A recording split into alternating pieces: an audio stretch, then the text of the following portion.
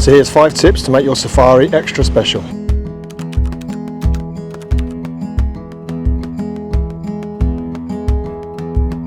Number 1, make sure you take supplies.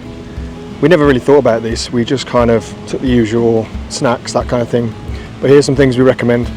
Some hand sanitizer, because you're going to be going to the toilet in some pretty dodgy kind of places and things like that. Also to wash your hands after you've eaten stuff. Secondly, some wipes for the same reasons, always useful, and it can get quite dusty, so it's good to be able to wipe the dust off your hands and your face.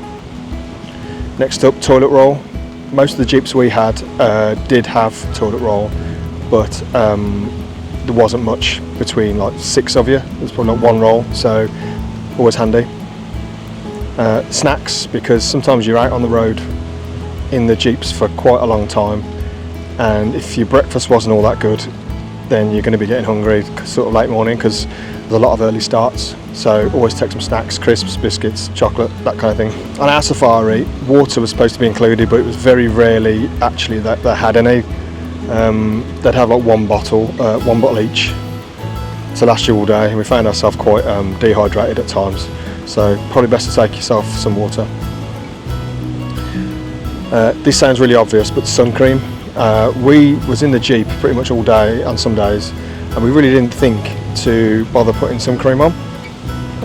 But you got to remember, there's pretty much an open roof above you, and you kind of don't think about that. So I got my head quite badly burnt. Here's a picture of it. Yes, you can see the marks where my hat was. So yeah, definitely make sure you keep putting sunscreen on even though you're in a Jeep. Finally, binoculars.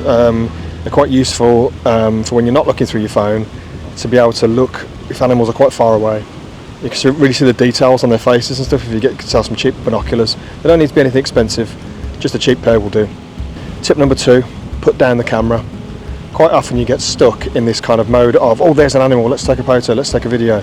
And that's great, but then it's really worth just putting it down and just taking all the scenery in and having a proper good look at the animals and things like that, instead of just getting stuck behind your phone lens. Tip number 3, make sure you use mosquito nets in your lodges. First night we was there didn't seem to be any mosquitoes anywhere, so we didn't bother. We had a mosquito net, but we just didn't use it. I woke up in the morning with about 12 mosquito bites, even though we didn't really see any mosquitoes themselves. So make sure you're using them. Number 4, always ask your guide at the start of the day what the plan is.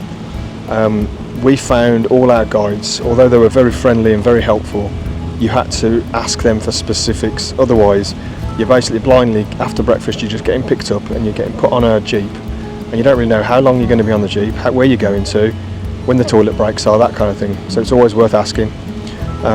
Also, there were some days where we were on the Jeep for like 7-8 hours maybe, and we had no idea of this at the start. So if you know you're going to be on a Jeep for 7 or 8 hours, you plan for it better, instead of thinking, oh, we're not going to be on here for long, so we'll just kind of wing it for now. You can really get comfortable and make sure you've got all the right supplies to make your day more enjoyable. And the other thing with that is also make sure you're always using the toilet when you can, because sometimes you're out in the bush for hours on end and there's no toilet facilities. Sometimes the driver will stop and let you kind of have a safari wee in some bushes, but if you're not comfortable with that, then you're going to have a bit of a problem.